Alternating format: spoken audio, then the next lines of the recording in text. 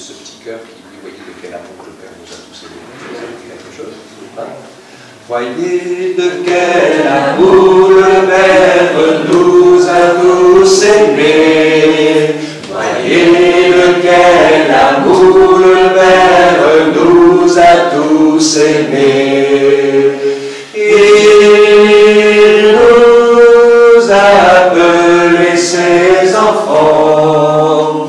Il nous a appelés ses enfants. Voyez de quel amour le Père nous a tous aimés. Voyez de quel amour le Père nous a tous aimés.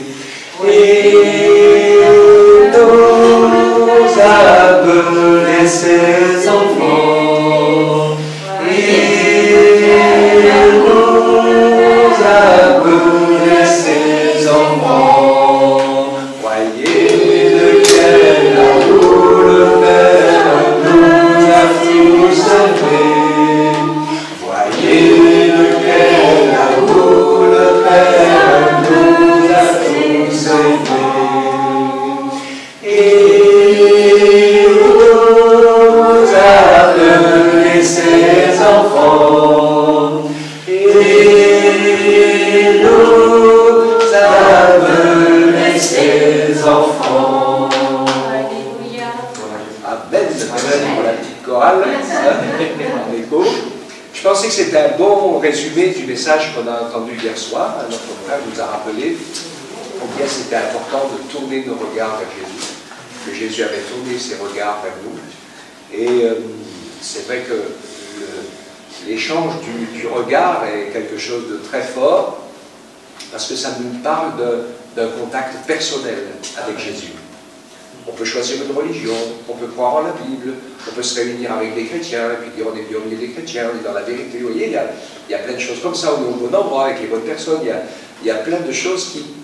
Et ce que le frère nous disait hier, c'est que, oui, avoir nos regards et fixer sur Jésus et le connaître en tant que personne, lui comme notre sauveur, comme celui qui est mort pour nous, comme celui qui est ressuscité pour nous, comme celui qu'on connaît personnellement.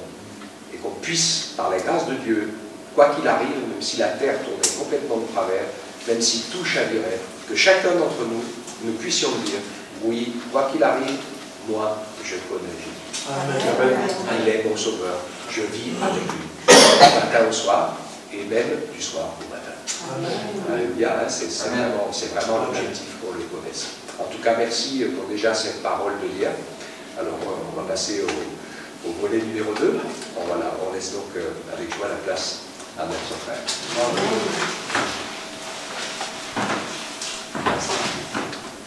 Voilà, un grand merci à votre pasteur. Et un grand merci à chacun d'entre vous, bien-aimés, d'avoir fait le choix de venir ce soir ici, au milieu de vos occupations, au milieu des projets que vous aurez pu avoir aussi différents, de venir ici. Vous avez fait le choix de pouvoir venir honorer la présence du Seigneur ici dans l'Église, pouvoir honorer sa parole aussi. Et je suis persuadé, comme dit l'Écriture, que Dieu est le rémunérateur de ceux qui le cherchent. Quand on vient dans la présence du Seigneur, on ne repart pas comme on est venu. Si et seulement si notre cœur est ouvert devant Dieu, Dieu a toujours quelque chose à nous dire. Et je pense que quelle que soit notre expérience sur le plan spirituel, quelles que soient les choses qu'on a déjà vécues avec Dieu, il y a toujours des choses à apprendre. Et bien par rapport au Seigneur, il y a des choses que nous voulons serrer sur notre cœur, nous voulons engranger eh bien, la relation avec Dieu, l'approfondir aussi de plus en plus, afin de pouvoir avancer sur le plan spirituel, selon la volonté de Dieu. Donc finalement, j'ai eu à cœur de pouvoir vous parler une fois de plus de la personne de Jésus-Christ. Donc hier, effectivement, ça a été bien résumé par votre pasteur. J'ai parlé de l'importance de pouvoir fixer et de garder fixé nos regards sur la personne de notre Seigneur Jésus-Christ et sur son œuvre. Parce que la tentation de pouvoir détourner le regard de lui, elle est très grande. Et le diable s'y emploie de mille façons. Parfois en voulant centrer nos regards sur nous-mêmes, en voulant centrer nos regards sur les autres, en voulant centrer nos regards sur les circonstances, en voulant centrer nos regards sur notre passé, en voulant centrer nos regards sur nos échecs, et parfois aussi en voulant sentir le regard uniquement sur les choses du monde qui passent, les convoitises de ce monde. Il est tellement important que notre cœur puisse avoir une ancre qui est solide, qui est ferme. Et cette ancre qui nous amène à pouvoir aller de l'avant sur le plan spirituel, eh bien c'est la connaissance de la personne de notre Seigneur Jésus-Christ.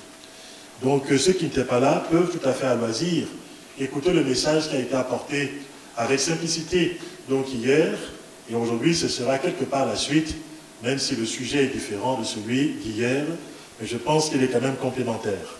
Je vous invite à ouvrir la Bible avec moi. On va lire ensemble 2 passages d'introduction par rapport au message que Dieu a mis sur mon cœur. Je vous donnerai le titre exact du développement qui va suivre par la suite. Dans Matthieu chapitre 16, nous sommes en plein cœur du ministère de Jésus et Jésus se trouve dans cet endroit en particulier. Matthieu chapitre 16, à partir du verset 13. Il est dit ceci: Jésus, arrivé sur le territoire de Césarée de Philippe, posa cette question à ses disciples. Au dire des gens, qui suis-je? Moi, le Fils de l'homme.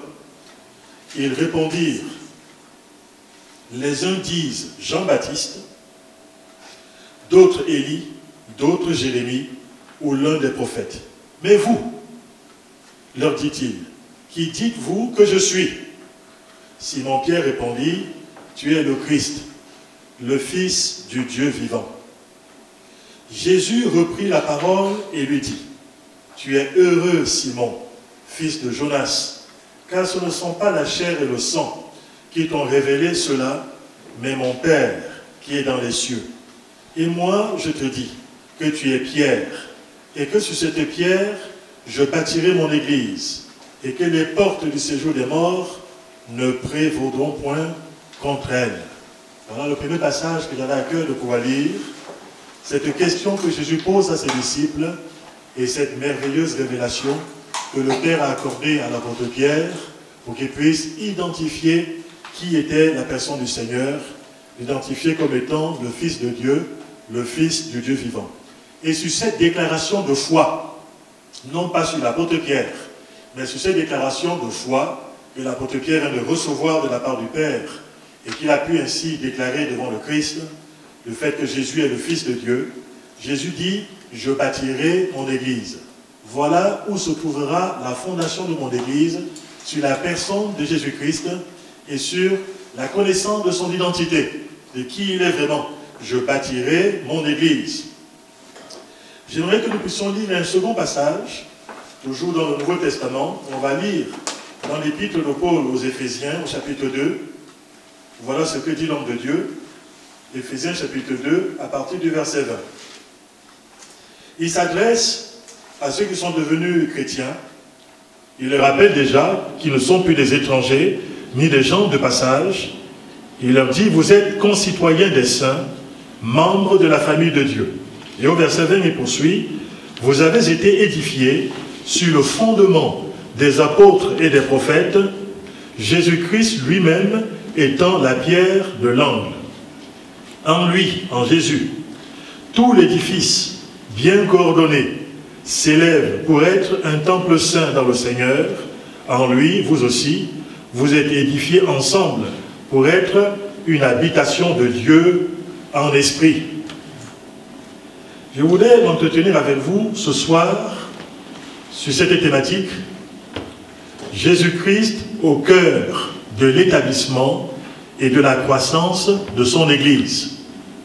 Jésus au cœur de l'établissement et de la croissance de son Église. Voilà pourquoi c'est tellement important que nous soyons bien fondés sur cette réalité. Qui dit-on que je suis? Il faut que la connaissance que nous avons de Jésus soit une connaissance personnelle, qu'on ne puisse pas se contenter de l'opinion courante. Parfois le monde a toutes sortes d'opinions, et bien sur la personne de notre Seigneur Jésus-Christ. Et autant des apôtres, autant de Jésus lui-même, un sondage a été fait ce jour-là à Césarée, parce que les gens avaient toutes sortes d'opinions sur la personne de notre Seigneur Jésus-Christ. Et Jésus a voulu que les disciples eux-mêmes puissent se positionner sans aucune ambiguïté, qu'il n'y ait pas l'ombre d'un doute au niveau de leur cœur, sur qui il le suivait maintenant depuis pratiquement 3 ans. Qui dit-on que je suis, moi, le Fils de l'homme? Vous savez, au temps de Jésus, quand on regarde les enseignements du Nouveau Testament, quand on regarde d'ailleurs les évangiles, on va se rendre compte que les réponses étaient très très variées. Il y a des personnes qui croyaient que Jésus était un simple docteur venu de Dieu. C'était d'ailleurs l'opinion de Nicodème, qui était un chef religieux et qui à un moment donné a voulu aller plus loin que ce que pensaient les gens de sa religion. Jésus était un simple docteur venu de Dieu. Il ira un peu plus loin et le Seigneur se révélera à lui comme étant le Fils de Dieu. Et c'est à lui que Jésus donnera cette déclaration qui est connue de tous les chrétiens aujourd'hui. Dieu a tant aimé le monde qu'il a donné son Fils unique afin que quiconque croit en lui ne périsse point, mais qu'il ait la vie éternelle. La recherche de cet homme sur le plan spirituel sera satisfaite quand la personne voudra aller plus loin que l'opinion générale. Il a voulu avoir une connaissance personnelle de la personne du Christ. Il est allé frapper à la bonne porte et il a eu la meilleure des réponses possibles et aussi le meilleur des enseignements possibles. Des gens pensaient donc que Jésus était un simple docteur venu de Dieu et pourtant Jésus, il est plus que cela. Des gens à son époque pensaient que Jésus était un homme de bien. C'est vrai. Et l'apôtre Pierre n'a-t-il pas résumé son ministère quand il se trouve dans la maison de Corneille et il va dire, Actes chapitre 10 à partir du verset 38, il va dire, vous savez comment est-ce que Dieu lui-même a loin du Saint-Esprit Jésus de Nazareth qui allait de lieu en lieu faisant du bien et guérissant tous ceux qui étaient sous l'empire du diable car Dieu était avec lui. Et force est de constater quand on regarde les évangiles que Jésus vraiment n'a fait que du bien tout autour de lui, au travers de ses paroles, au travers de ses gestes, au travers de ses miracles, au travers de ses enseignements, par la proximité qu'il avait par rapport aux gens, même les gens les plus bas tombés, des gens qui étaient les plus infréquentables de cette génération-là. Jésus était proche des personnes et il a fait énormément de bien au travers de sa personne, par son enseignement, par son ministère et par son œuvre de façon générale. Amen. Mais Jésus est bien plus qu'un homme de bien. Et voilà pourquoi c'est tellement important d'avoir une opinion beaucoup plus enracinée, beaucoup plus solide. Il n'est pas uniquement un homme généreux, un grand philanthrope, même s'il a été, mais il est beaucoup plus qu'un simple philanthrope.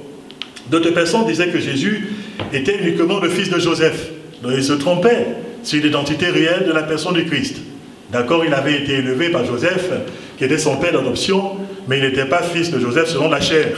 Donc il fallait aller beaucoup plus loin que cette opinion qui était assez répandue en ce temps-là. Mais parfois, les gens l'ont considéré avec mépris en disant qu'il était un simple samaritain. Tu es un samaritain, avec un geste de dédain et de mépris par rapport à lui.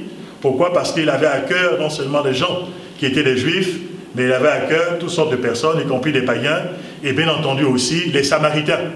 Et il fallait qu'ils puissent passer par la Samarie, et même s'il y avait des barrières raciales, il y avait des barrières historiques, des barrières culturelles entre les Juifs et les Samaritains, et bien Jésus-Christ a transcendé toutes ces barrières. Il n'était pas venu chercher et sauver un nombre limité de personnes, il était venu en tant que sauveur du monde, y compris aussi, bien sûr, pour le salut des Samaritains. Et parfois, avec mépris, on l'a considéré comme étant un Samaritain. D'autres sont allés plus loin, en disant de lui, c'est un fou. Vous trouvez cette expression dans la parole de Dieu, un illuminé. Et les gens pensaient qu'il était hors de sens. Et parfois, on a voulu le raisonner. C'est quand même assez particulier de voir toutes ces étiquettes qui étaient là. Jésus savait les opinions variées qui étaient sur lui. Et il va poser la question à ses disciples. Et vous, qui dites-vous que je suis? Et là, il va avoir un résumé assez singulier. Les gens disent, on a pu l'entendre, que tu es Jérémie. D'autres personnes disent que tu es Jean-Baptiste. D'autres personnes disent que tu es l'un des prophètes. De vous à moi, c'est quand même assez fou que les gens à cette époque croyaient à la réincarnation. Ils croyaient que ces hommes de Dieu remarquables s'étaient réincarnés. Et que le Christ était un avatar. Que le Christ était une réincarnation de ces hommes de Dieu remarquables de l'Ancien Testament. L'incarnation, c'est une abomination venant du diable. Il faut quand même le savoir. Le Dieu que nous prêchons, il est le Dieu des vivants. Il est le Dieu de la résurrection. Il n'est pas le Dieu de l'incarnation. L'incarnation, c'est une aberration diabolique, c'est un mensonge. Et malheureusement, des millions de personnes croient dans la réincarnation encore aujourd'hui, dans le siècle présent. il fallait que ces gens puissent aller un peu plus loin. Vous allez donc me dire que oui, c'est vrai qu'il y avait une grande confusion par rapport à l'identité de notre Seigneur Jésus-Christ. Et je pourrais même vous dire que cette confusion est allée crescendo avec le temps. Elle est allée en croissant. Quand on regarde un tout petit peu l'histoire de l'Église, on va se rendre compte que déjà au temps des apôtres, ne serait-ce que par le témoignage qui nous est rendu par l'apôtre Jean, il y avait déjà à son époque beaucoup de gens qui se prenaient pour des prophètes, qui se prenaient pour des docteurs et qui séduisaient les gens, qui racontaient des mensonges aux personnes. Et l'un de leurs mensonges, c'était que Dieu ne s'était pas incarné dans la personne de Jésus-Christ. Ils ne reconnaissaient pas Jésus comme étant Dieu manifesté selon la chair, comme étant le Dieu lui-même qui est venu s'incarner, comme étant le Verbe, qui a pris l'essence humaine dans le but de pouvoir sauver les êtres humains. Et ces personnes, l'apôtre Jean va déclarer que ceux qui nient la personne de Jésus-Christ comme étant le Fils de Dieu, ce sont des personnes qui sont animées de l'esprit de l'Antichrist. Et il va insister longuement dans ses enseignements. Le temps me manque pour pouvoir vous citer in extenso 1 Jean chapitre 2, du verset 22 au verset 23. Vous pourrez le lire chez vous. 1 Jean chapitre 4, du verset 1 au verset 3. 2 Jean chapitre 1, verset 7, où il dit que plusieurs antichrists, c'est-à-dire des personnes qui s'opposent à la personne du Christ, des personnes qui nient son identité, ils sont déjà rentrés dans le monde. Et on sait que dans les temps de la fin, l'antichrist par excellence, aujourd'hui son esprit agit dans le monde, mais il y aura une personne qui aura été énergisée par le diable, qui fera son apparition ici-bas sur la terre, qui va incarner toutes ces tendances diaboliques et qui sera vraiment l'opposant principal de Jésus-Christ, étant une émanation de Satan tout simplement. Mais une émanation de Satan, et il va s'incarner dans la personne de l'Antichrist. Mais déjà, l'esprit de l'Antichrist existait. La négation de la personne du Christ, la négation de son identité. Et ces prophètes, ces pseudo-prophètes, ces faux docteurs pullulaient à cette époque, renversant la foi de quelques-uns, pour ceux qui n'étaient pas affermis dans la connaissance de notre Seigneur. Il est tellement important, et ce n'est pas quelque chose de secondaire, que de pouvoir chercher à connaître un peu plus en profondeur la personne du Seigneur. Jésus n'a-t-il pas dit, dans la prière dite sacerdotale, quand il a prié Dieu son Père devant ses disciples, il a dit, la vie éternelle, c'est qu'ils te connaissent. Toi, le seul vrai Dieu, ainsi que celui que tu as envoyé, Jésus-Christ. La vie éternelle, c'est que nous puissions connaître Dieu et que nous puissions connaître qui est la personne de notre Seigneur Jésus-Christ. Non pas une simple connaissance intellectuelle, mais une connaissance de cœur, une connaissance expérimentale. Et par la suite, après les apôtres, il y a eu toutes sortes de faux enseignements qui se sont multipliés. L'esprit de l'Antichrist, l'esprit du faux prophète, l'esprit des faux docteurs, s'est multiplié aussi, et beaucoup de gens, au fur et à mesure du passage des années, et même parfois des siècles, ont eu à cœur de pouvoir contester l'essence même divine de la personne du Seigneur, parfois aussi contestant son humanité. Par rapport à ceux qui ont nié sa divinité déjà, on va voir par la suite dans l'histoire de l'Église que c'était le cas des Ébionites, par exemple. Les Ébionites, c'était les disciples d'un théologien du IIe siècle, appelé Ébion. Ces disciples-là contestaient avec le maître aussi, Ébion, ils contestaient la divinité de Jésus-Christ. Cette réalité, cette résurgence ne s'est pas limitée au IIe siècle. Aujourd'hui encore, il y a des religions entières, il y a des sectes qui existent et qui nient la divinité de Jésus-Christ. C'est le cas des témoins de Jéhovah. Aujourd'hui, pour ne pas les citer, c'est le cas de l'islam. Il faut quand même le savoir que cette religion nie la divinité de Jésus-Christ. Il faut quand même le savoir aussi et il faut le dire. Et on sait que derrière ces négations, il y a aussi l'œuvre donc de l'Antichrist. Parce que nier la personne du Christ comme étant le Fils de Dieu, c'est une façon de pouvoir renverser son essence et de pouvoir créer ainsi la confusion. D'autres par la suite ont nié son humanité. Et pour eux, Jésus serait uniquement un simple esprit qui a été rendu visible sous une forme corporelle. Il y a eu toute une secte hérétique dans les premiers siècles qui a enseigné cela. On les a appelés les docètes, c'est-à-dire finalement en disant que Jésus avait pris une forme, une apparence. Le mot des sectes vient de dokaïn, en grec, qui signifie apparence. Pour eux, Jésus avait pris une apparence tout simplement humaine, mais il n'était pas un vrai homme. Or, l'Écriture nous révèle que Dieu s'est incarné et que, tout en restant Dieu, dans son essence, Jésus est devenu un homme et même un simple homme. C'est quand même quelque chose qui est extraordinaire et il faut que les chrétiens, il faut que les gens soient enracinés dans la connaissance exacte de la personne du Seigneur. Par la suite, il y a eu aussi d'autres confusions. Il y a par exemple les gens qu'on a appelés, les gens qui ont suivi la secte, appelée le sabellianisme. Eux, ils faisaient une confusion par rapport aux personnes de la divinité. Une confusion totale, créant ainsi le trouble, à cette époque-là. Je voulais vous dire, pour résumer, le but n'étant pas de pouvoir parler de toutes ces aberrations, parfois qui ont été enseignées, qui ont parfois été véhiculées, qui ont été à l'origine de la fondation de beaucoup de sectes.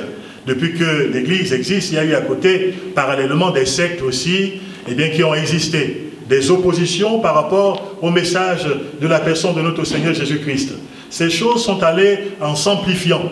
Et quelque part, ça confirme la prophétie, que Siméon, qui était un authentique homme de Dieu, quand il a reçu Jésus-Christ dans ses bras, dans le temple, alors que Jésus n'avait que 8 jours, et qu'il avait été amené par ses parents pour être présenté devant Dieu au temple de Jérusalem, quand il a pris le Seigneur, non seulement son cœur était profondément ému de voir le salut qui avait été annoncé depuis des siècles et des siècles, ce salut qui était incarné dans la personne de cet enfant, qui n'allait pas rester bien sûr un enfant, mais il le voit, il dit, mes yeux ont vu ton salut. Il le porte, Jésus-Christ dans ses bras. Et il pourra dire, mes yeux ont vu ton salut. Salut que tu as préparé devant toutes les nations et gloire d'Israël, ton peuple. Et par la suite, il va prononcer quelque chose de très fort. Il va dire, cet enfant, Jésus, est destiné à devenir un signe qui provoquera la contradiction. Et c'est vrai. Et on a pu le voir par la suite, que cette prophétie, elle a été accomplie aussi au travers des siècles. Mais Dieu ne désire pas que nous puissions fonder notre vie sur la confusion. Et l'Église n'a jamais été fondée sur la confusion. L'Église, il faut qu'elle soit fondée sur la clarté. Et quand l'apôtre Pierre reçoit la révélation par rapport à l'identité véritable du Christ, il aura ce bonheur de pouvoir le dire, tu es le Christ, le Fils du Dieu vivant. Même si tu es le Fils de l'homme, comme tu l'as dit, tu es en même temps aussi le Fils de Dieu. Et cela sera le fondement sur lequel l'Église par la suite sera bâtie. Et ce sera Jésus-Christ lui-même qui va ainsi bâtir son Église. Je bâtirai mon Église.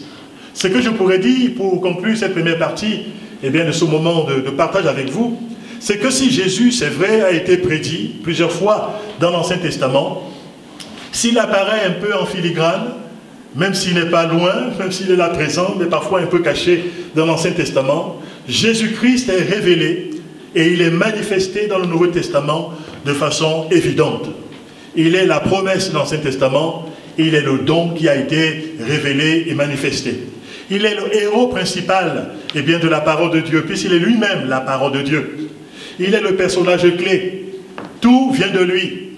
Tout a été fait pour lui. C'est de lui, c'est par lui et c'est pour lui que sont toutes choses. Il est la figure centrale de toute la révélation de Dieu.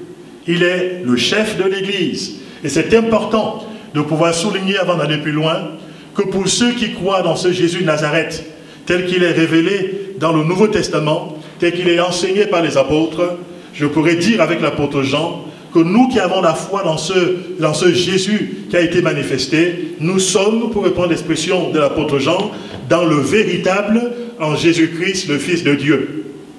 Et l'apôtre Jean pourra dire, c'est lui le Dieu véritable et la vie éternelle. Nous sommes dans le véritable, dans le Fils de Dieu, c'est lui le Dieu véritable et la vie éternelle. 1 Jean chapitre 5 et au verset 20. Et c'est ce Jésus qui va prononcer cette phrase extraordinaire. Je bâtirai mon église. L'église locale de Guéret fait partie de l'église générale que Jésus-Christ bâtit de par le monde. Nous ne sommes pas tout seuls. Parfois on peut penser que nous sommes si peu nombreux, nous sommes tout seuls. Je bénis le Seigneur pour le nombre d'enfants de Dieu qui sont ici sur Guéret. Je pourrais même vous dire qu'en définitive, il n'y a que Dieu qui en a le décompte exact. du nombre d'enfants de Dieu qui sont ici. Le Seigneur seul connaît ceux qui lui appartiennent. Nous nous connaissons en partie, nous voyons en partie, et nous connaissons aussi en partie des choses parfois qui nous sont révélées, qui nous sont manifestées. Mais le Seigneur Jésus-Christ seul a le décompte exact, il connaît toutes choses, il ne se trompe sur personne, au-delà des étiquettes, au-delà des apparences, il connaît ceux qui sont ici dans cette ville, les enfants qui lui appartiennent, les enfants de Dieu. Il ne se trompe pas, alléluia. C'est lui qui bâtit son église, dont l'église locale de Guéret. Je bénis Dieu de ce que, eh bien, cette église est là, elle est implantée ici dans le cœur de cette ville, en plein centre de cette ville, parce que Dieu désire que cette église, par la grâce du Seigneur, soit sel et lumière ici dans la ville. Et c'est ce que vous êtes, mes frères et mes sœurs, dans cette ville, sel et lumière dans la ville, un phare dans cette ville, alléluia, donnant aux gens l'envie de connaître Dieu, étant des personnes qui évitent la corruption, de pouvoir, eh bien, prendre de plus en plus de l'ampleur. L'église de Jésus-Christ ici, au milieu de toutes sortes de choses, eh bien, l'église a été établie par le Seigneur. Dieu l'a suscitée en son temps. Dieu en a pris soin. Dieu, eh bien, l'a gardée, Dieu l'a protégée. Et Dieu a su prendre soin de façon remarquable, mais dans tous les sens du terme. Et si nous sommes encore debout aujourd'hui, si l'église est debout encore, ici localement, nous le devons à l'assistance de notre Seigneur Jésus-Christ. Il est le vivant, alléluia. Amen. Plus que nous, alléluia, il a à cœur de bâtir son église. Il se sert de vous et de moi. Nous sommes ouvriers avec Jésus. Nous sommes co-ouvriers avec lui. Nous sommes dans sa moisson. Et le Seigneur nous suscite en tant qu'ouvriers, eh bien, du Seigneur dans notre génération. Il nous éparpille dans la ville. Il nous place dans les cités. Il nous met dans des endroits, afin que là où il nous a placés aussi, nous soyons des témoins remarquables aussi, et que nous puissions, eh bien, contribuer dans la mesure des possibilités qu'il nous accorde, que nous puissions, eh bien, participer au rayonnement de son nom, que nous puissions le faire connaître comme étant un parfum agréable, et que des gens qui nous connaissent, et des gens qui subissent cette influence que nous pourrons leur apporter avec le nom de Jésus, que les gens passent aussi de la mort à la vie. Nous sommes ouvriers avec le Seigneur. Mais n'oublions jamais que celui qui bâtit, eh bien, par-dessus tout, eh bien, l'église, c'est la personne du Seigneur Jésus-Christ. Et quand on bâtit dans son église locale, on est un bâtisseur avec Jésus-Christ. Quand je vous regarde ici, je vois le pasteur Michel Schuss, qui est un bâtisseur, un homme de Dieu, son épouse. Mais je regarde chacun d'entre vous, vous êtes des bâtisseurs, alléluia. Vous tous qui aimez Jésus, vous tous qui avez des positions pour lui, vous qui vous investissez dans son œuvre, vous qui vous donnez sans compter, vous qui avez à cœur de voir l'église avancer, vous qui priez pour que l'église puisse gagner du terrain ici dans cette ville, vous êtes co-ouvriers avec le Seigneur. Mais celui qui est le chef par excellence, ce n'est pas un homme. Celui qui est le chef, c'est le Seigneur lui-même, alléluia. Il est le chef de l'église universelle, mais il est aussi, je le crois localement, le chef de chaque église locale. Celui qui s'oppose à l'église locale, il ne faut pas qu'il oublie qu'il est en train de s'opposer à l'église de Dieu dans la ville.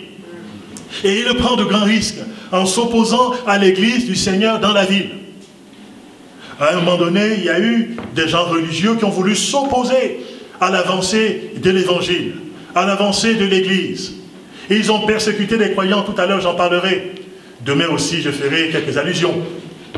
À un moment donné, il y a eu un homme qui a été inspiré ce jour-là, appelé Gamaliel. Il a pu dire, cessons de nous opposer à ces gens. Cessons de combattre, eh bien, ces personnes qui sont là.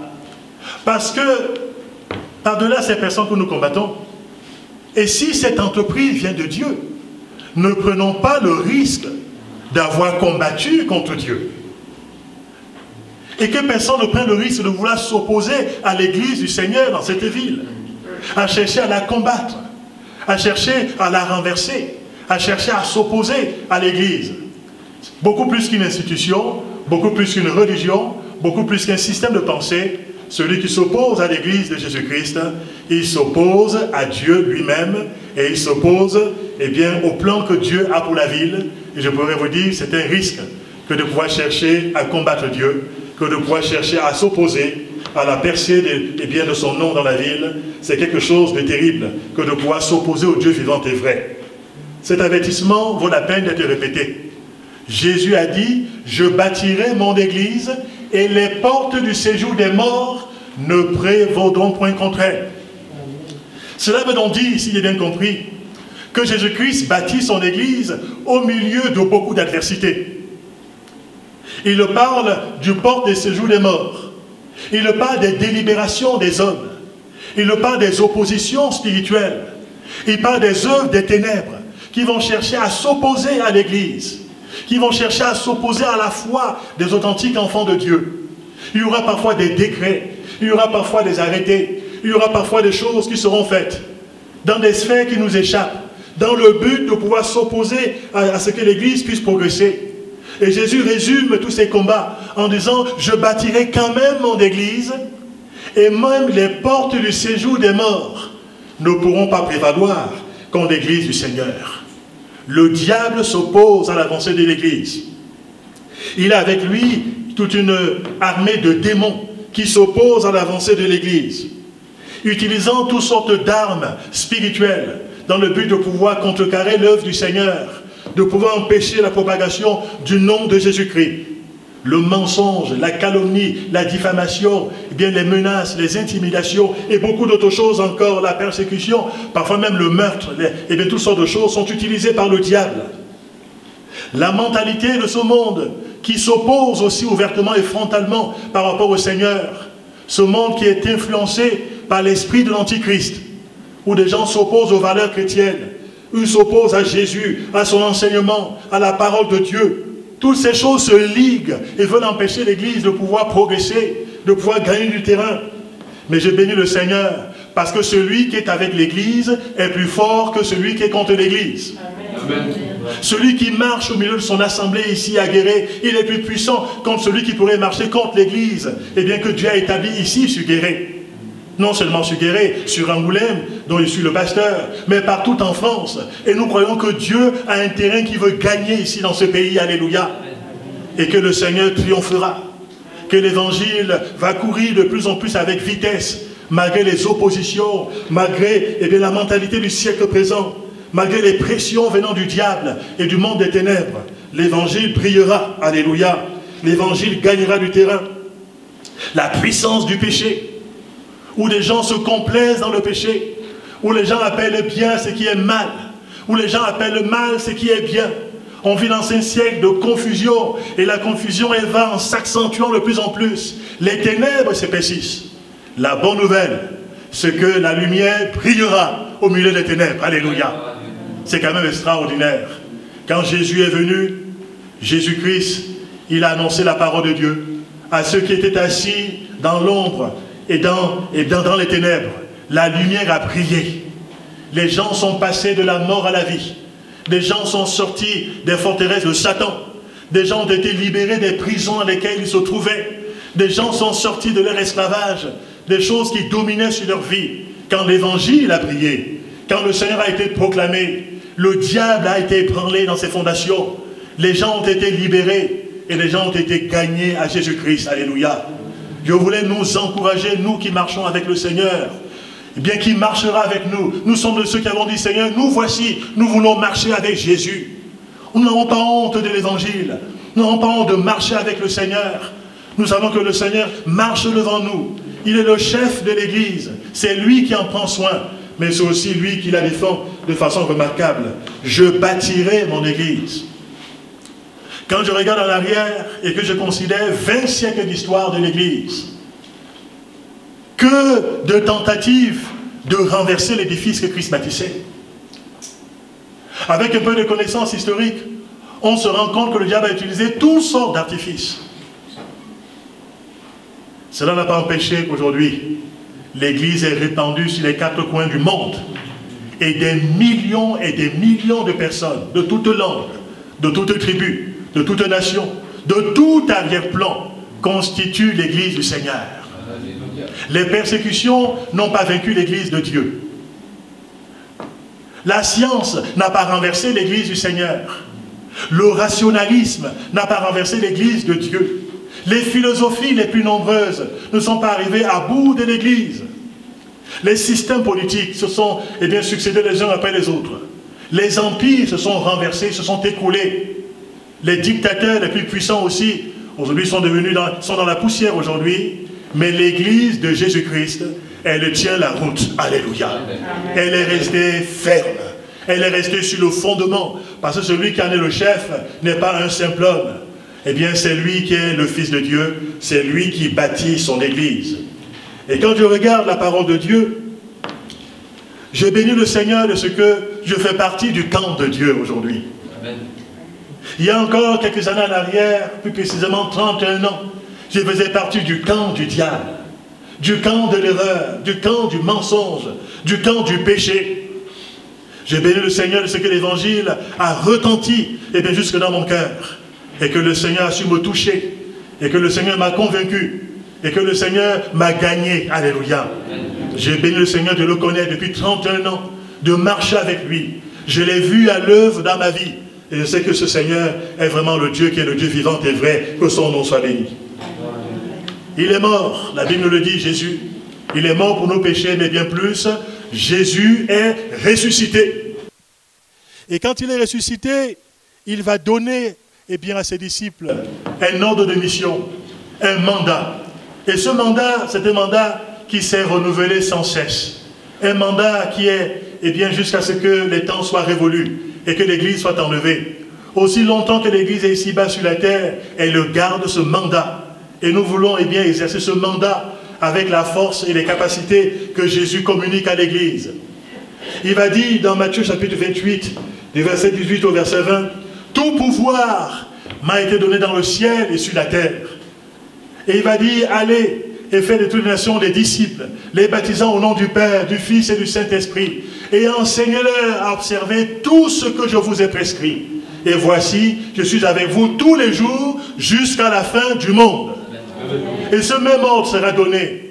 Il est résumé par Marc l'évangéliste, au chapitre 16, à partir du verset 15 jusqu'au verset 20. Il pourra dire, allez par tout le monde et prêchez la bonne nouvelle à toute la création.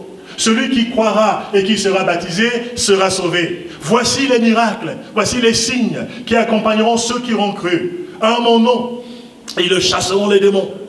En mon nom, ils imposeront les mains aux malades et les malades seront guéris. Ils boiront des breuvages mortels, il ne fera aucun mal. Il parlera de la puissance de Dieu, ils parleront de nouvelles langues. C'est quand même extraordinaire. Et il nous est dit, le Seigneur, quand ils sont partis évangéliser, quand ils sont partis témoigner, quand ils sont partis travailler avec le Seigneur, il nous est dit, le Seigneur travaillait avec eux. Il est vivant, il travaille avec les témoins. Il travaille avec ceux qui prêchent. Il travaille avec ceux qui évangélisent. Il travaille avec ceux qui sont ouvriers avec lui. Le Seigneur travaillait avec ces témoins qui sont partis jusqu'aux extrémités de la terre. Et il confirmait sa parole par des miracles qui l'accompagnaient. Aujourd'hui encore, de par le monde, les miracles accompagnent la prédication de l'évangile. Quand je regarde ici dans cette salle, je ne connais pas le témoignage de chacun, mais je sais qu'ici, il y a des hommes et des femmes qui ont été sortis de toutes sortes de situations. Je vois des miracles de nouvelle naissance. Des gens qui ont été arrachés à la puissance du diable, qui sont devenus enfants de Dieu aujourd'hui. Je vois peut-être des personnes qui auparavant étaient en prise avec les forces occultes et qui ont été libérées de la puissance de Satan. Des personnes peut-être qui étaient esclaves de l'ivrognerie, peut-être parfois de toutes sortes de passions qui avaient dominé leur vie. Parfois des gens qui étaient là, peut-être des adultères, parfois des menteurs, parfois des gens colériques, des gens qui étaient là, dominés par de mauvais instincts. Le Seigneur est venu, il a changé les cœurs, il a transformé les vies, il a bouleversé les existences. Voilà pourquoi je considère que le plus grand des miracles, c'est quand une personne passe de la mort à la vie. Quand une personne est arrachée à la puissance du diable et que la personne appartient au royaume de Dieu désormais. Quand une personne se convertit au Seigneur, quel beau miracle, alléluia.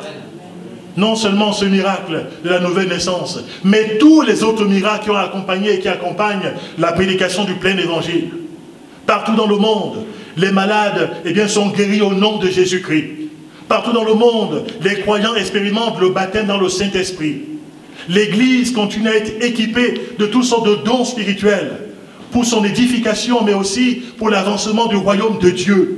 Jésus-Christ continue à répandre sur son Église toutes sortes de capacités surnaturelles. Parce que le combat que nous menons, c'est le combat de Dieu. Et nous avons besoin d'un équipement surnaturel qui possède de Dieu. Ce n'est pas de la puissance humaine dont on a besoin. Ce n'est pas de la sagesse humaine dont on a besoin. Ce n'est pas des artifices humains dont on a besoin. Ce n'est pas par ces choses que l'évangile est annoncé. Nous annonçons l'évangile avec les armes de l'esprit. Ce n'est ni par la force ni par la puissance, mais ce sera par l'esprit de Dieu. Alléluia. Ce sera toujours la réalité aujourd'hui. Et là où cela est fait, on voit les ténèbres reculer, on voit l'Église prendre son essor, on voit les églises s'implanter, on voit des personnes être ajoutées à cette Église, on voit l'Église continuer à grandir, à se développer aussi, à prendre de plus en plus de la consistance sur le plan spirituel. Pourquoi? Parce que le Seigneur, qui est le Dieu vivant, travaille avec l'Église. Il est au milieu de l'Église. Il équipe l'Église. Il suscite des ouvriers. Il donne des qualifications sur le plan spirituel. Il sauvegarde l'Église aussi. Et puis, il amène l'Église encore à aller chaque fois un peu plus loin. Je peux comprendre que quand Jésus a pu dire « Je bâtirai mon Église », nous sommes rentrés ici dans une nouvelle ère. Nous qui travaillons avec le Seigneur, nous ne sommes pas tout seuls. Il a pu dire à ses apôtres, Luc chapitre 24, verset 49, « J'enverrai sur vous ce que mon Père a promis, mais vous, restez dans la ville, jusqu'à ce que vous soyez revêtus de la puissance d'en haut. » Et on va voir, il va continuer après sa résurrection, Actes chapitre 1, verset 8. Il va dire, vous recevez une puissance, le Saint-Esprit survenant sur vous, et vous serez mes témoins à Jérusalem, en Judée, en Samarie, et jusqu'aux extrémités de la terre. Les disciples, par la suite, ils ont persévéré dans la prière. Ils ont persévéré dans la louange.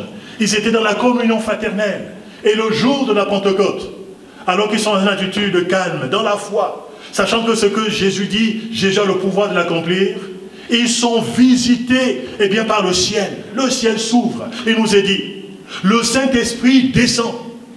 Sur ces 120 disciples qui étaient rassemblés dans la chambre haute, tous sont remplis du Saint-Esprit. Et ils se mettent à parler en d'autres langues. C'est quelque chose d'extraordinaire. Quelque chose qui n'a jamais eu lieu dans les précédentes dispensations. C'est la première fois que l'Esprit est répandu ainsi. Et bien sûr, les croyants, pour les équiper, les rendre capables de pouvoir servir le Seigneur Jésus désormais avec efficacité aussi.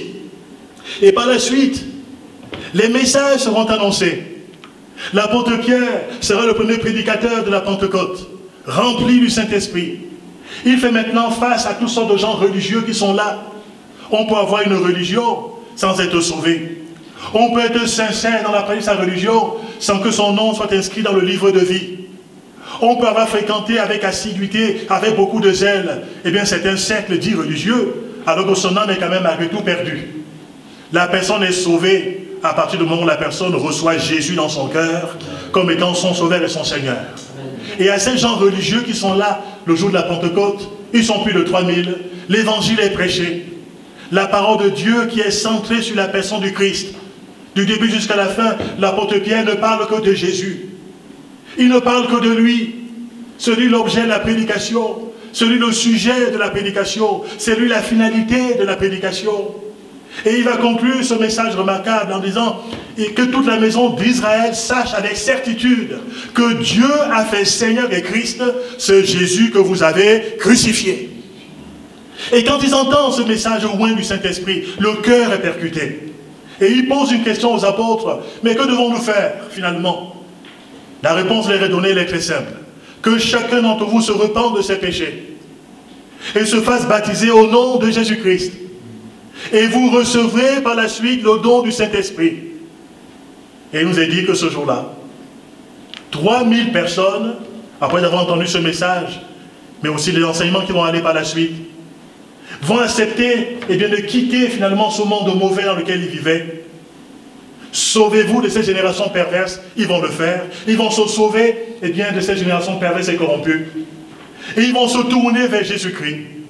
Ils vont s'engager avec Jésus-Christ en passant par les eaux du baptême, comme c'est le cas de beaucoup d'entre nous ici. Nous avons fait cette expérience. Nous nous sommes engagés en passant par les eaux du baptême.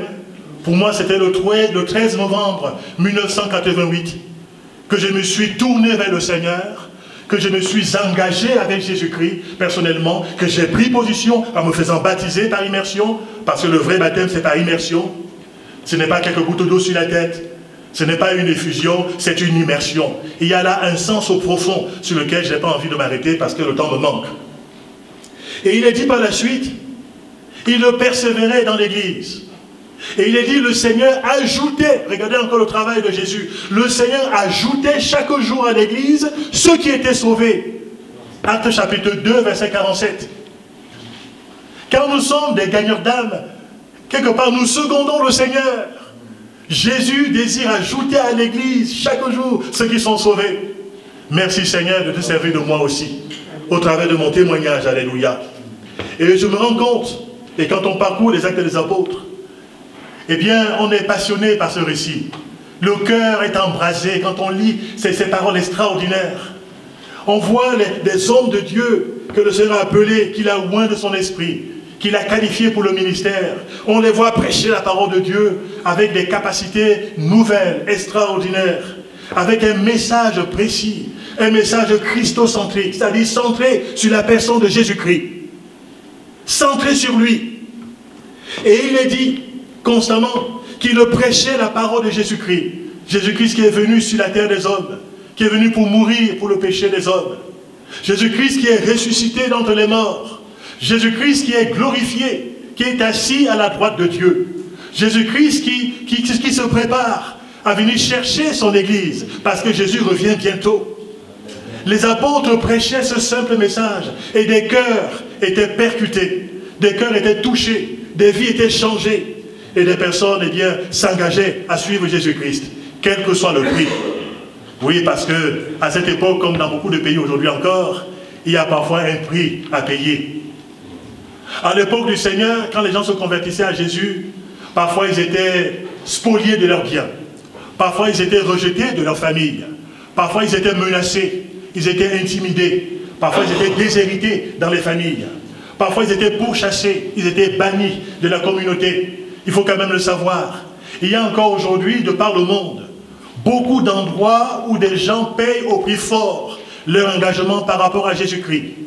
Que de pays persécuteurs par rapport aux chrétiens, où les chrétiens vivent leur foi au milieu de beaucoup de combats, au milieu de beaucoup de luttes, où les gens sont obligés parfois de se cacher pour se réunir. Nous, ici en France, nous avons encore le privilège de pouvoir venir ici quelque part librement, de pouvoir parfois exprimer notre foi librement aussi, même si à côté il y a la moquerie, il y a l'incompréhension, il y a parfois des différences.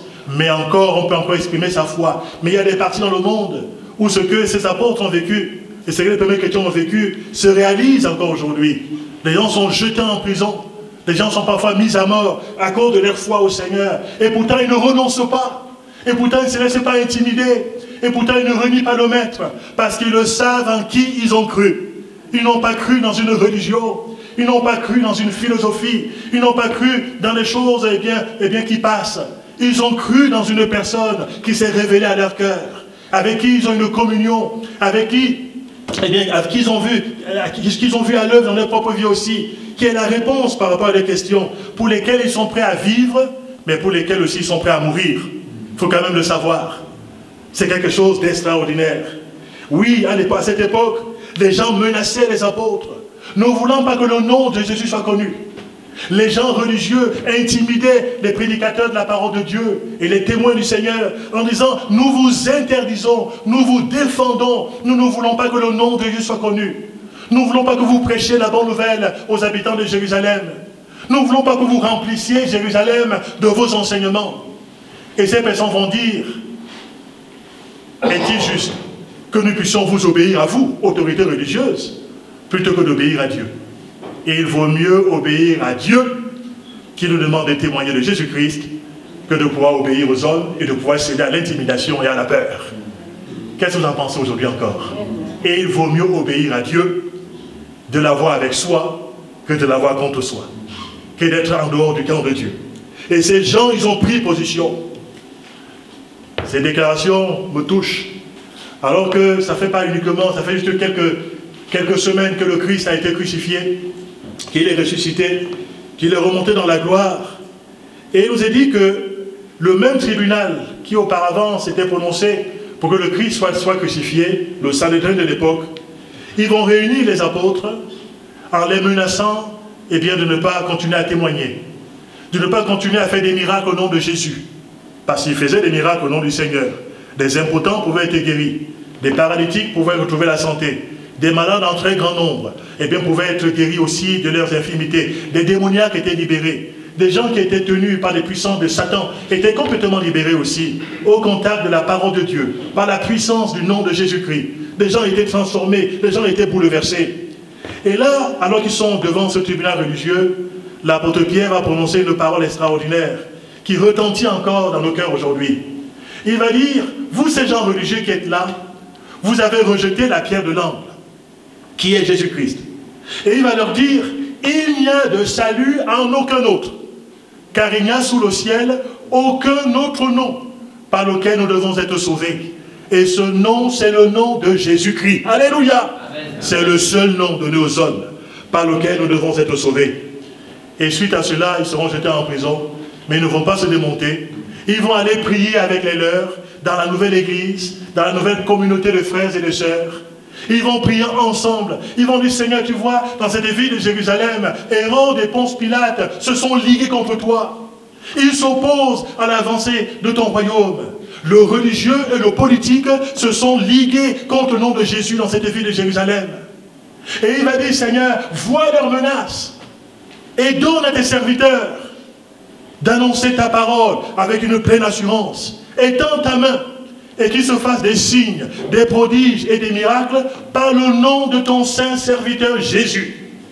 Et il nous est dit, quand ils ont fini cette prière, le lieu dans lequel ils se trouvaient rassemblés a tremblé, il a été ébranlé par la puissance du Saint-Esprit. Et ils ont été de nouveau énergisés par le Saint-Esprit. Ils ont été remplis du Saint-Esprit. Ils ont été fortifiés. Ils ont eu encore une nouvelle assurance par rapport au Seigneur. Et le lendemain, il nous est dit qu'ils vont continuer à témoigner avec une pleine assurance. Et de plus en plus, les hommes religieux vont se convertir aussi. Il est même dit que beaucoup de prêtres vont quitter leur religion et se tourner vers Jésus-Christ. Une foule de sacrificateurs se convertissent à Jésus-Christ. La puissance de l'évangile, alléluia. La puissance de l'évangile dans ce pays de France, ce pays de Voltaire et de Descartes, ce pays où il y a de plus en plus de gens qui sont tenus par la puissance du diable, où il y a tellement de cabinets de voyance, de médiums, de gens dans les sens ésotériques, la puissance des ténèbres. Je suis persuadé que la solution pour notre pays, ne vient pas du politique, ne vient pas de l'homme, elle vient d'en haut. La solution pour les habitants de ce pays, c'est encore la prédication de l'évangile. La solution, c'est Jésus-Christ. Alléluia. Et nous ne voulons pas vendre l'évangile dans notre génération aussi. C'est la solution par rapport à ce monde, et cette solution n'a pas changé. Voilà pourquoi nous prions que les hommes, quelles que soient les positions, quels que soient les statuts qu'ils peuvent avoir, quelles que soient les positions sociales, quelles que soient les nationalités, quel que soit leur rang dans la société, nous prions que le Saint-Esprit leur ouvre les yeux sur le plan spirituel. Amen. Que le Saint-Esprit les éclaire dans leurs ténèbres. Que le Saint-Esprit se saisisse de leur cœur. Que le Saint-Esprit leur révèle l'amour de Dieu manifesté en Jésus-Christ. Et que tous ces hommes et toutes ces femmes de notre pays puissent découvrir la vérité qui les affranchira et puissent se tourner ainsi vers le Seigneur. Je crois que Dieu a un peuple nombreux dans cette ville de Guéret. Je crois que Dieu a encore des millions et des millions de gens en France qu'il veut rencontrer, qu'il veut toucher, qu'il veut sauver. Parce que Dieu aime notre pays. Est-ce que vous le croyez toujours? Est-ce que vous êtes prêts à le confesser? Jésus, tu aimes cette nation. Jésus, tu aimes les habitants de Guéret. Tu aimes cette région. Tu aimes chaque habitant, tu aimes chaque couple, tu aimes chaque enfant, chaque jeune, quel que soit ce qu'il a pu être. Tu les aimes, alléluia. Et tu as un message unique pour les uns et pour les autres. Je vais terminer ce message parce que beaucoup de choses peuvent être dites. Mais je parle de tout mon cœur devant le Seigneur en disant, oui, je suis tellement heureux de pouvoir travailler avec ce Jésus, de pouvoir travailler avec ce Seigneur, qui est vivant aujourd'hui. Il nous a dit qu'il est parfaitement vivant et il est capable de pouvoir sauver parfaitement tous ceux qui s'approchent de lui par la foi. Pourquoi? Parce qu'il est toujours vivant aujourd'hui, il est prêt à intercéder, il est prêt à sauver, il est prêt à délivrer, il est prêt à guérir, il est prêt à parler au cœur aujourd'hui encore. Il est prêt à encourager ses serviteurs et ses servantes. Il est prêt à donner des capacités à l'Église. Il est prêt à donner les dons particuliers à l'Église. Il est prêt à appeler encore des hommes, eh bien, par rapport à son œuvre. Il est capable de pouvoir faire et de pouvoir lever, eh bien, une armée, eh bien, qui s'élève pour le Seigneur dans notre nation. Alléluia. Amen. Nous sommes, eh bien, ces prémices-là. Nous sommes ces personnes que Dieu a déjà suscitées, mais nous ne sommes pas les seuls. Parce que Dieu a encore un peuple nombreux qui va ajouter, alléluia, avant qu'il ne revienne. Avant que l'histoire ne soit achevée ici-bas sur la terre, Jésus-Christ va sauver encore de foules et de foules de personnes. Il veut les ajouter à son Église. Parce qu'il a tant aimé le monde. Il a aimé la France, il aime la France. Il aime chaque coin de France. Il aime chaque village de France. Il aime chaque quartier de France. Il aime chaque périmètre ici en France. Il aime chaque habitant ici en France. Il aime les gens avec passion, avec désir. Il aimerait les attirer à lui. Alléluia. Et nous sommes persuadés que l'amour du Seigneur triomphera dans beaucoup de cœurs. Alléluia. Et que le diable perdra le terrain dans notre pays. Est-ce que vous le croyez aussi? Je le crois de tout mon cœur. On le voit intervenir, et j'ai fini avec ça. Les interventions de Jésus qui bâtit son Église, on le voit intervenir plusieurs fois dans les actes des apôtres. Je me suis contenté des actes des apôtres. Plusieurs fois, je vois le Seigneur, eh bien, qui est vivant, intervenir. Il est dit à un moment donné, alors que les apôtres sont jetés en prison, Actes chapitre 5, versets 19 à 20, pendant la nuit, un ange du Seigneur ouvrit les portes de la prison et les fit sortir et leur dit, allez, tenez-vous dans le temple et annoncez au peuple toutes les paroles de cette vie. C'est quand même formidable. Les Sadducéens arrivent, les gens religieux sont là, ils sont complètement dépassés. Ils sont sonnés, ils sont déboussolés, ils ne comprennent pas ce qui leur arrive. Ils ont enfermé les hommes de Dieu. Voici qu'il y a une intervention de Dieu qui est là et qui sort ces hommes de la prison. C'est quand même extraordinaire. On le verra plus tard aussi avec Paul et Silas, dans une autre prison. C'est quand même extraordinaire. Il est dit par la suite qu'un ange du Seigneur s'adresse à un simple homme, un diacre dans son église, il appelé Philippe. Il lui dit, lève-toi et va du côté du midi sur le chemin qui descend de Gaza, de Jérusalem à Gaza. Le Seigneur s'adresse. Le Seigneur lui parle. Et il va annoncer l'évangile à un Éthiopien, qui était un ministre. Cet homme va se convertir aussi. On voit que le chef des opérations, finalement, c'est le Seigneur. C'est le chef de l'armée. C'est le chef de la moisson. C'est lui qui mandate, c'est lui qui suscite, c'est lui qui oriente, qui parfois réoriente quand il le faut. Je Je vois la conversion de Saul de Tarse. Il se trouvait sur un chemin de perdition, Actes chapitre 9, un chemin de ténèbres. Il était rempli de sentiments mauvais à l'égard des chrétiens. C'était un blasphémateur, c'était un persécuteur, c'était un homme violent. Mais il nous a dit qu'à un moment donné, alors qu'il est dans ce chemin de perdition, vers midi, il y a une lumière qui surpasse celle du soleil, alors qu'il est à son zénith à midi. Et de cette lumière, une voix se fera entendre, en disant, « Saul, Saul, il te serait dur de régerber comme des aiguillons. » Et Saul va dire, « Mais qui es-tu, Seigneur ?» Et qui est-ce qui lui parle? « Je suis Jésus que tu persécutes. » Alléluia. Jésus est dans la gloire. Jésus apparaît. Et il dit, « Je suis Jésus que tu persécutes. » Parce que quand on persécute l'Église de Dieu, quand on persécute les croyants, on s'oppose à Jésus-Christ. Et on persécute Jésus. Et il dira, « Il te serait dur de régerber comme des aiguillons. » Et par la suite, cet homme qui était perdu sera sauvé. Et il va même recevoir un appel de la part de Dieu. C'est quand même extraordinaire, que vous en pensez. Il pourra dire par rapport à lui, cet homme est un instrument que j'ai choisi. Et il sera prédicateur parmi les hommes. Il sera prédicateur parmi les nations. Il parlera au roi. Je vais lui apprendre à souffrir à cause du nom de Jésus. Et quand on regarde ce que l'apôtre Paul va faire par la suite, on est impressionné par cet instrument que Jésus a mis à part, que Jésus a choisi. Je pourrais vous dire qu'aujourd'hui encore, c'est Jésus qui appelle les hommes à son service. C'est Jésus qui donne à l'Église les apôtres. C'est lui qui donne les docteurs. C'est lui qui donne les pasteurs. C'est lui qui donne les évangélistes. C'est lui qui donne tous ces hommes et ces femmes qui sont là, qui sont volontaires dans l'œuvre de Dieu, qui sont mis à part pour pouvoir témoigner de lui. C'est Jésus qui suscite ces vocations dans le cœur des uns et des autres. Et c'est lui qui édifie l'Église de cette façon, de façon extraordinaire. On le voit encourageant son œuvre aussi, dans des périodes clés. Je vois le Seigneur qui intervient. À un moment donné, l'apôtre Paul se trouve à Corinthe, dans cette ville livrée à la débauche. Il y avait plus de 1000 prostituées sacrées à cette époque-là, qui s'y livraient à toutes sortes de libertés sexuelles, de prostitution, avec des gens qui étaient vautrés dans des passions infâmes. Mais Jésus-Christ pourra dire à l'apôtre Paul, il dira à Paul, il intervient, En vision dans une nuit, il dira, sois sans crainte, mais parle et ne te tais pas, car moi, je suis avec toi, et personne ne mettra la main sur toi pour te faire du mal, parce que j'ai un peuple nombreux dans cette ville. Si Jésus peut ainsi encourager les témoins du Seigneur, s'il peut ainsi encourager les serviteurs de Dieu, s'il peut dire que dans cette ville de Corinthe, qui est une ville de licence, de débauche, une ville démonisée, s'il peut dire et s'il peut voir que dans cette ville, il a un peuple nombreux, je pourrais vous dire que ce qu'il a pu dire là-bas dans cet endroit, il veut le dire dans chacune de nos villes ici en France. Là où le péché a abondé, la grâce de Dieu va surabonder. Non seulement elle a surabondé, mais elle va surabonder. Nous le croyons de tout notre cœur. Je vais vers la fin de mon message. Honnêtement, je peux encore... Je suis parti là, je peux encore parler, mais je suis tellement heureux de dire ces choses. Parce que ça, c'est quand même notre histoire, c'est quand même notre vie. C'est quand même notre passion, c'est ce qui donne le sel à notre existence aujourd'hui. C'est Christ qui est notre vie, alléluia.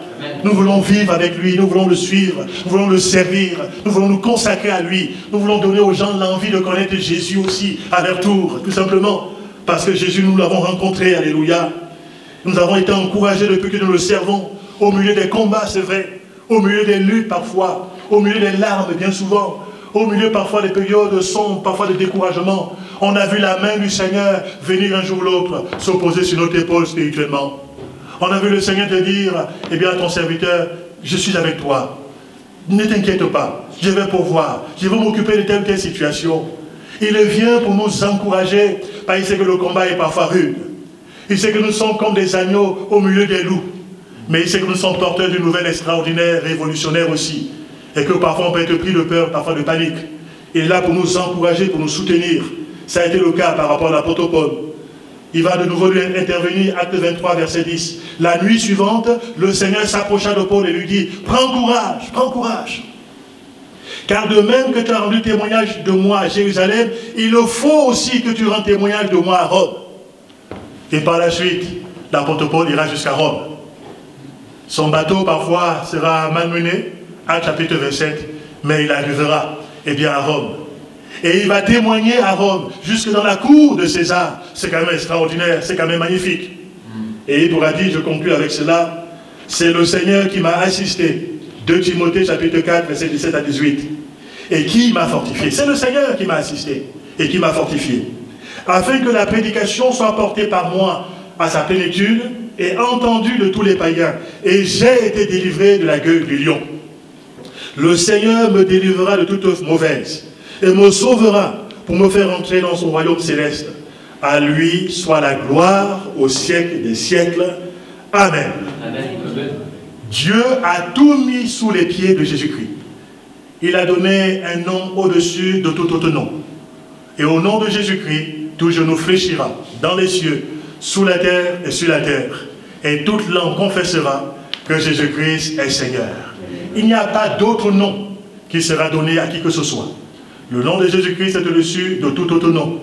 Le nom de toutes les principautés, de toutes les dominations, de tous les rois. Il est le roi des rois, il est le Seigneur des seigneurs.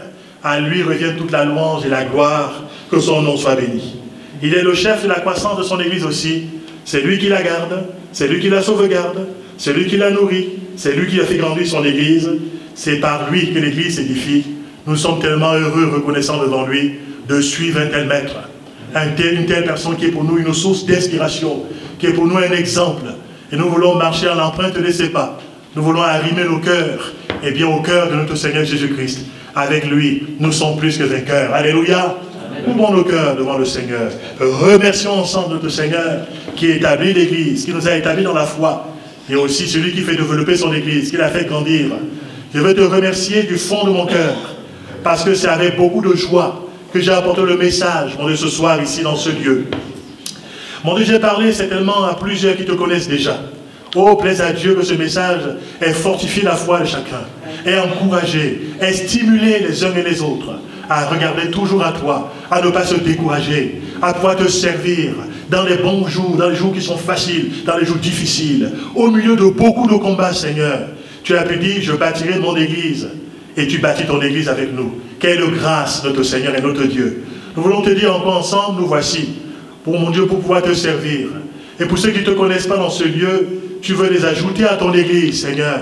Tu es capable de leur ouvrir les yeux spirituels afin qu'ils puissent voir ta personne, afin que les ténèbres se dissipent dans leur cœur et qu'elles rentrent ainsi, Seigneur mon Dieu, dans ton royaume, par la foi qu'ils placeront dans la personne de Jésus-Christ.